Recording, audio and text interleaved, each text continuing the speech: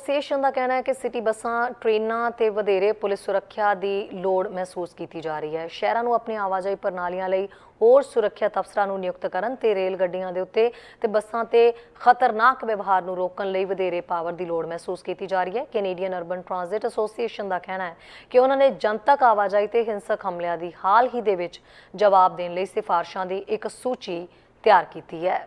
Canadian urban transit association ਨੇ ਕਿਹਾ ਹੈ ਕਿ ਸ਼ਹਿਰਾਂ ਨੂੰ ਆਪਣੇ ਆਵਾਜਾਈ ਪ੍ਰਣਾਲੀਆਂ ਲਈ ਵਧੇਰੇ ਸੁਰੱਖਿਆ ਅਫਸਰਾਂ ਦੀ ਨਿਯੁਕਤੀ ਕਰਨ ਤੇ ਉਹਨਾਂ ਨੂੰ ਰੇਲ ਗੱਡੀਆਂ ਤੇ ਬੱਸਾਂ ਤੇ ਖਤਰਨਾਕ ਵਿਵਹਾਰ ਨੂੰ ਰੋਕਣ ਲਈ ਵਧੇਰੇ ਪਾਵਰ ਦੇਣ ਦੀ ਲੋੜ ਹੈ, ਕਿਉਂਕਿ ਇਸ ਨੇ ਜਨਤਾ ਤੇ ਹਾਲ ਹੀ ਦੇ ਵਿੱਚ ਹੋਏ ਹਿੰਸਕ ਹਮਲਿਆਂ ਦਾ ਜਵਾਬ ਦੇਣ ਲਈ ਸਿਫਾਰਸ਼ਾਂ ਦੀ ਇੱਕ ਸੂਚੀ ਪ੍ਰਕਾਸ਼ਿਤ ਕੀਤੀ ਹੈ। ਐਸੋਸੀਏਸ਼ਨ ਨੇ ਜਨਤਕ ਆਵਾਜਾਈ ਤੇ ਸਵਾਰੀਆਂ ਤੇ ਸਟਾਫ ਦੀ ਸੁਰੱਖਿਆ ਨੂੰ ਬਿਹਤਰ ਬਣਾਉਣ ਲਈ 27 ਸਿਫਾਰਸ਼ਾਂ ਕੀਤੀਆਂ, ਜਿਸ ਵਿੱਚ ਜ਼ਮੀਨੀ ਸ਼ਾਂਤੀ ਅਫਸਰਾਂ, ਵਿਸ਼ੇਸ਼ ਕਾਂਸਟੇਬਲਾਂ ਤੇ ਪੁਲਿਸ ਅਫਸਰਾਂ ਨੂੰ ਨਿਯੁਕਤ ਕਰਨ ਦੀ ਮੰਗ ਵੀ ਸ਼ਾਮਿਲ ਹੈ। ਐਸੋਸੀਏਸ਼ਨ ਦੇ ਪ੍ਰਧਾਨ ਨੇ ਕਿਹਾ ਹੈ ਕਿ ਕੈਨੇਡੀਅਨਾਂ ਲਈ ਸਾਨੂੰ ਇਸ ਮੁੱਦੇ ਨੂੰ ਹੱਲ ਕਰਨਾ ਪਵੇਗਾ। ਉਹਨਾਂ ਕਿਹਾ ਕਿ ਫੈਡਰਲ ਸਰਕਾਰ ਨੂੰ ਸਿਰਫ ਟ੍ਰਾਂਜ਼ਿਟ ਆਪਰੇਟਰਾਂ ਦੇ ਹੀ ਨਹੀਂ, ਸਾਰੇ ਟ੍ਰਾਂਜ਼ਿਟ ਕਰਮਚਾਰੀਆਂ ਦੇ ਵਿਰੁੱਧ ਵਿਸ਼ੇਸ਼ ਅਪਰਾਧਾਂ ਨੂੰ ਸ਼ਾਮਿਲ ਕਰਨ ਲਈ ਕ੍ਰਿਮੀਨਲ ਕੋਡ ਵਿੱਚ ਵੀ ਸੋਧ ਕਰਨੀ ਚਾਹੀਦੀ ਹੈ। ਸਿਫਾਰਸ਼ਾਂ ਨੇ ਇਸ ਗੱਲ ਤੇ ਜ਼ੋਰ ਦਿੱਤਾ ਕਿ ਜਨਤਕ ਆਵਾਜਾਈ ਪ੍ਰਣਾਲੀ ਉਹਨਾਂ ਭਾਈਚਾਰਿਆਂ ਨੂੰ ਦਰਸਾਉਂਦੀ ਹੈ ਜਿਨ੍ਹਾਂ ਦੀ ਉਹ ਸੇਵਾ ਕਰਦੇ ਨੇ ਤੇ ਉਹ ਮੁੱਦੇ ਜਿਵੇਂ ਬੇਘਰ ਹੋਣਾ, ਪਦਾਰਥਾਂ ਦੀ ਵਰਤੋਂ ਤੇ ਮਾਨਸਿਕ ਸਿਹਤ ਪ੍ਰਭਾਵਿਤ ਆਵਾਜਾਈ ਪ੍ਰਣਾਲੀਆਂ ਜਿਵੇਂ ਕਿ ਕਦੋਂ ਧਿਆਨ ਨਹੀਂ ਦਿੱਤਾ ਜਾਂਦਾ ਹੈ। ਕੈਨੇਡੀਅਨ ਅਰਬਨ ਟ੍ਰਾਂਜ਼ਿਟ ਐਸੋਸੀਏਸ਼ਨ ਨੇ ਪਿਛਲੀਆਂ ਗਰਮੀਆਂ ਵਿੱਚ ਜਨਤਕ ਸੁਰੱਖਿਆ ਨੂੰ ਕਿਵੇਂ ਸੁਧਾਰਿਆ ਜਾਏ ਇਸ ਬਾਰੇ ਆਪਣੀ ਰਿਪੋਰਟ ਦੀ ਇੱਛਾ ਕਈ ਸ਼ਹਿਰਾਂ ਵਿੱਚ ਸਰਦੀਆਂ ਦੇ ਵਿੱਚ ਆਵਾਜਾਈ ਤੇ ਵਧੇਰੇ ਹਿੰਸਕ ਹਮਲਿਆਂ ਨਾਲ ਦੇਖੀ।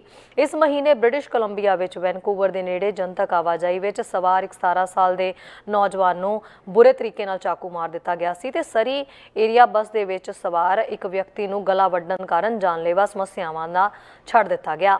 ਐਲਬਰਟਾ ਵਿੱਚ ਇੱਕ ਐਡਮਿੰਟਨ ਏਰੀਆ ਦੇ ਵਿਅਕਤੀ ਨੂੰ ਬੱਸ ਦੀ ਉਡੀਕ ਕਰਦੇ ਹੋਏ ਚਾਕੂ ਮਾਰਿਆ ਗਿਆ ਸੀ ਤੇ ਕੈਲਗਰੀ ਦੇ ਵਿੱਚ ਵੀ ਇੱਕ ਵਿਅਕਤੀ ਨੂੰ ਸ਼ਹਿਰ ਦੇ ਡਾਊਨਟਾਊਨ ਵਿੱਚ ਯਾਤਰਾ ਕਰ ਰਹੀ ਇੱਕ ਬੱਸ ਤੇ ਦਿਨ ਵੇਲੇ ਗੋਲੀਬਾਰੀ ਕਰਨ ਤੋਂ ਬਾਅਦ ਹਸਪਤਾਲ ਭੇਜਿਆ ਗਿਆ।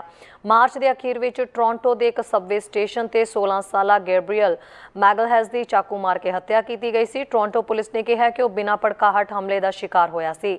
ਪਿਛਲੇ 12 ਮਹੀਨਿਆਂ 'ਚ ਟੋਰਾਂਟੋ ਸਬਵੇ ਸਟੇਸ਼ਨ ਤੇ ਹਿੰਸਕ ਹਮਲੇ ਵਿੱਚ ਮਰਨ ਵਾਲਾ ਉਹ ਘੱਟੋ-ਘੱਟ ਚੌਥਾ ਵਿਅਕਤੀ ਸੀ। ਚਾਕੂਆਂ ਤੇ ਹਮਲੇ ਦੇ ਵਿੱਚ ਕਈ ਹੋਰ ਗੰਭੀਰ ਰੂਪ ਵਿੱਚ ਜ਼ਖਮੀ ਹੋ ਗਏ। ਘੱਟੋ-ਘੱਟ ਇੱਕ ਮਾਮਲੇ ਵਿੱਚ ਇੱਕ ਔਰਤ ਨੂੰ ਪਟੜੀ ਤੇ ਵੀ ਧੱਕਿਆ ਗਿਆ। ਵਿੱਤ ਮੰਤਰੀ ਕ੍ਰਿਸਟੀਆ ਫਰੀਲੈਂਡ ਨੇ ਟੋਰਾਂਟੋ ਟ੍ਰਾਂਜ਼ਿਟ ਕਮਿਸ਼ਨ ਦੇ ਲਈ ਇਲੈਕਟ੍ਰੋਨਿਕ ਬੱਸਾਂ ਖਰੀਦਣ ਲਈ ਫੰਡਿੰਗ ਐਲਾਨ ਕਰਨ ਲਈ ਜਿਹੜਾ ਟੋਰਾਂਟੋ ਦੇ ਵਿੱਚ ਗੱਲ ਕੀਤੀ। ਉਹਨਾਂ ਕਿਹਾ ਕਿ TTC ਤੇ ਹਿੰਸਾ ਦੀਆਂ ਇਹ ਤਾਜ਼ਾ ਕਾਰਵਾਈਆਂ ਸਾਡੇ ਸਾਰਿਆਂ ਲਈ ਨੇ। ਉਹਨਾਂ ਕਿਹਾ TTC ਸਾਡੇ ਲਈ ਸਭ ਤੋਂ ਅਹਿਮ ਹੈ, ਇਸ ਲਈ TTC ਲਈ ਕੰਮ ਕਰਨ ਵਾਲੇ ਮਹਾਨ ਲੋਕਾਂ ਦੀ ਸੁਰੱਖਿਆ ਨੂੰ ਯਕੀਨੀ ਬਣਾਉਣ ਲਈ ਸਾਨੂੰ ਕੁਝ ਕਰਨ ਦੀ ਲੋੜ ਹੈ। ਉਹਨਾਂ ਗਰੀਬੀ, ਮਾਨਸਿਕ ਸਿਹਤ ਤੇ ਨਸ਼ਿਆਂ ਨੂੰ ਦੂਰ ਕਰਨ ਲਈ ਸਰਕਾਰੀ ਫੰਡਾਂ ਵੱਲ ਇਸ਼ਾਰਾ ਕੀਤਾ, ਕਿਉਂਕਿ ਆਵਾਜਾਈ ਸੁਰੱਖਿਆ ਨੂੰ ਬਿਹਤਰ ਬਣਾਇਆ ਜਾ ਸਕਦਾ ਹੈ, ਪਰ ਇਹ ਕਾਫੀ ਨਹੀਂ ਹੈ। ਸਾਨੂੰ ਇਸ ਲਈ ਹੋਰ ਵੀ ਬਹੁਤ ਕੁਝ ਕਰਨ ਦੀ ਲੋੜ ਹੈ।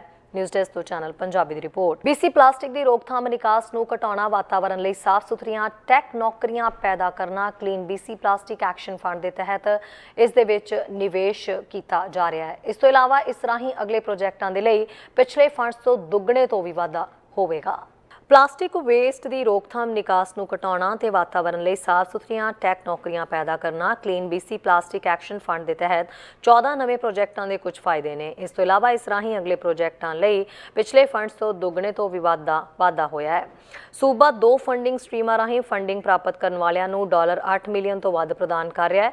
ਮੁੜ ਵਰਤੋਂ ਰਾਹੀਂ ਪਲਾਸਟਿਕ ਵੇਸਟ ਨੂੰ ਘਟਾਉਣਾ ਜਾਂ ਪ੍ਰੋਸੈਸਿੰਗ ਤੇ ਨਿਰਮਾਣ ਦੁਆਰਾ ਪੋਸਟ ਕੰਜ਼ਿਊਮਰ ਰੀਸਾਈਕਲ ਦੇ ਦੌਰਾਨ ਇਸ ਤੇ ਕੰਮ ਕਰਨਾ, ਪਲਾਸਟਿਕ ਦੀ ਵਰਤੋਂ ਨੂੰ ਵਧਾਉਣਾ ਇਸ ਵਿੱਚ ਸ਼ਾਮਿਲ ਹੋਏਗਾ। ਇੰਡੀਜਨਸ ਅਗਵਾਈ ਵਾਲੇ ਪ੍ਰੋਜੈਕਟਾਂ ਲਈ ਇੱਕ ਤੀਜੀ ਫੰਡਿੰਗ ਸਟਰੀਮ ਅਰਜ਼ੀਆਂ ਨੂੰ ਸਵੀਕਾਰ ਕਰਨਾ ਜਾਰੀ ਰੱਖ ਰਹੀ ਹੈ। ਇਸ ਤੋਂ ਬਾਅਦ ਫੰਡਿੰਗ ਪ੍ਰਾਪਤ ਕਰਨ ਵਾਲਿਆਂ ਦਾ ਐਲਾਨ ਕੀਤਾ ਜਾਏਗਾ। ਸਾਰੇ ਪ੍ਰੋਜੈਕਟ 15 ਫਰਵਰੀ 2024 ਤੱਕ ਪੂਰੇ ਹੋ ਜਾਣਗੇ। ਇਸ ਸੰਬੰਧੀ ਗੱਲਬਾਤ ਕੀਤੀ ਗਈ ਤਾਂ ਬਹੁਤ ਸਾਰੇ ਲੋਕਾਂ ਨੇ ਆਪਣੀ ਰਾਏ ਰੱਖੀ ਹੈ। ਖਾਸ ਕਰਕੇ ਵਾਤਾਵਰਣ ਤੇ ਜਲਵਾਯੂ ਤਬਦੀਲੀ ਰਾਜਨੀਤਿਕ ਮੰਤਰੀ ਜਾਰਜ ਹੈਮਨ ਦਾ ਕਹਿਣਾ ਹੈ ਕਿ ਸਾਡੀ ਸਰਕਾਰ ਨੇ 14 ਨਵੇਂ ਪ੍ਰੋਜੈਕਟਾਂ ਦੇ ਵਿੱਚ ਨਿਵੇਸ਼ ਕੀਤਾ ਤੇ clean BC plastic action fund ਲਈ ਫੰਡਿੰਗ ਦੇ ਤੀਜੇ ਦੌਰ ਲਈ $25 ਮਿਲੀਅਨ ਹੋਰ ਵਚਨਬੱਧ ਹੈ।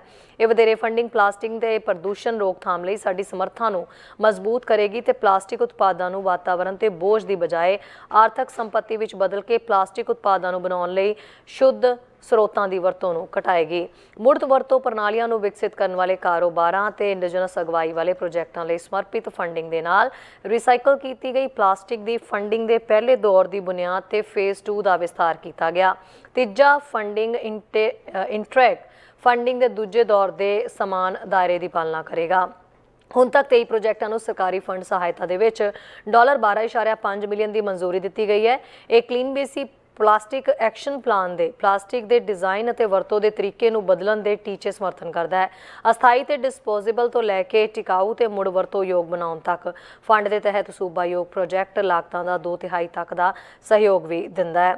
ਇੱਕ ਸਰਕੂਲਰ ਅਰਥ ਵਿਵਸਥਾ ਨੂੰ ਸਹਿਯੋਗ ਦੇਣ ਲਈ ਕਲੀਨ ਬੀਸੀ ਐਕਸ਼ਨ ਪਲਾਨ ਦੀਆਂ ਹੋਰ ਕਾਰਜਨੀਤੀਆਂ ਵਿੱਚ ਸਿੰਗਲ ਯੂਜ਼ ਵਾਲੀ ਪਲਾਸਟਿਕ ਤੇ ਮਿਊਨਿਸਪਲ ਪਾਬੰਦੀਆਂ ਦਾ ਸਮਰਥਨ ਕਰਨਾ, ਉਤਪਾਦਕ ਦੌਰਾਨ ਫੰਡ ਕੀਤੇ ਰੀਸਾਈਕਲ ਪ੍ਰੋਗਰਾਮਾਂ ਦਾ ਵਿਸਥਾਰ ਕਰਨਾ ਤੇ ਕਲੀਨ ਕੋਸਟ ਕਲੀਨ ਵਾਟਰਜ਼ ਪਹਿਲ ਕਦਮੀ ਦੁਆਰਾ ਸੂਬਾਈ ਇਤਿਹਾਸ ਦੇ ਵਿੱਚ ਸਮੁੰਦਰੀ ਪਲਾਸਟਿਕ ਦੀ ਸਮੁੰਦਰੀ ਕਿਨਾਰੇ ਦੀ ਸਭ ਤੋਂ ਵੱਡੀ ਸਫਾਈ ਲਈ ਫੰਡ ਦੇਣਾ ਸ਼ਾਮਿਲ ਹੈ।